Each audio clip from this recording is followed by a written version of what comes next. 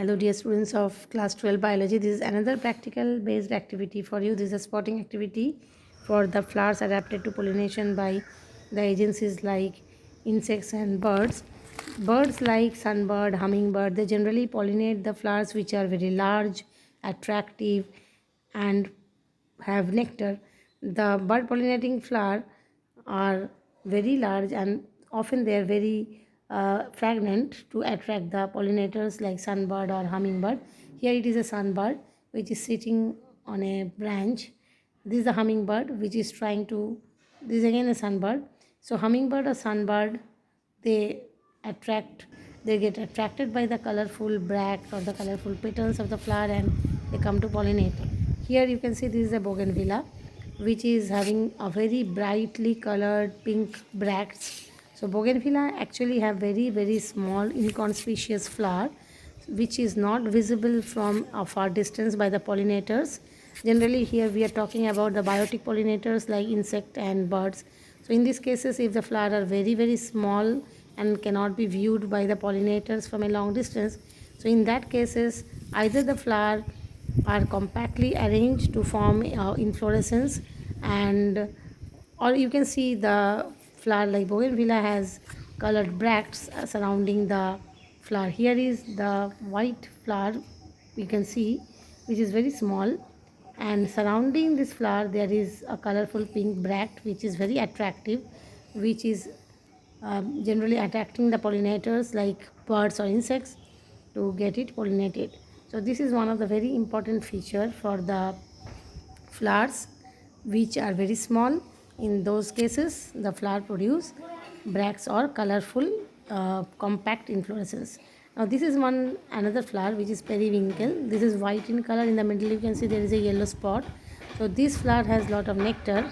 When the pollinators come and sit here, they get the nectar in reward, and in return they pollinate the flower and they move away to the another flower. So this is the way where many type of flowers which may be bisexual or unisexual, they are getting pollinated by insects or birds.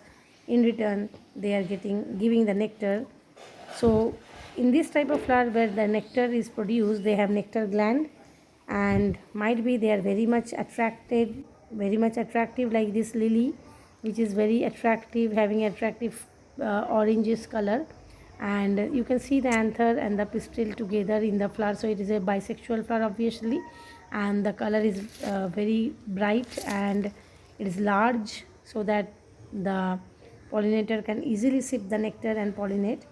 And even the pollen grains are very dusty, and sometimes even the pollen grains are produced in large number so that they can compensate the loss which is caused during pollination. Now the pollen grains surface is sticky due to the exine layer, and the stigma is sticky due to mucilaginous secretion. So this is another property. So you can see here these lilies are very colorful and very attractive and large so that they can easily help the pollinators to pollinate them. Let's move on to another flower. This is another 9 o'clock flower which is blooming in my garden. These are generally pollinated by insects. You can see a small fly or beetle. I don't know what is the type of the insect is, but it is an insect which is sitting in this flower in the middle and is trying to pollinate. These are the roses which are very attractive and colorful. So they are generally pollinated by butterflies, bees or wasps or any type of insect which can easily visit by the color and the nectar. These are some of the attractive flowers. Butterfly pea flowers, these are also pollinated by insects. So roses and even canna which is pollinated by insects and butterflies, birds or even small insects that can be visit there. You can see the color of the flowers are so bright and attractive. So generally this is the basic important features that you have to remember, that the flowers secrete nectar, the flowers are brightly colored, the flowers may have nectar gland to produce nectar. There are the flowers which are mainly bird pollinating are large in size, and generally they may be fragrant. So these are the few features that you have to remember for the flowers that pollinate by insect and birds. Hope you understood the various points and you like the video very much, and the attractive flowers indeed in my video, which are all planted by me and nurtured by me. Hope you understood the point, and thanks for watching this video. Take care. Bye.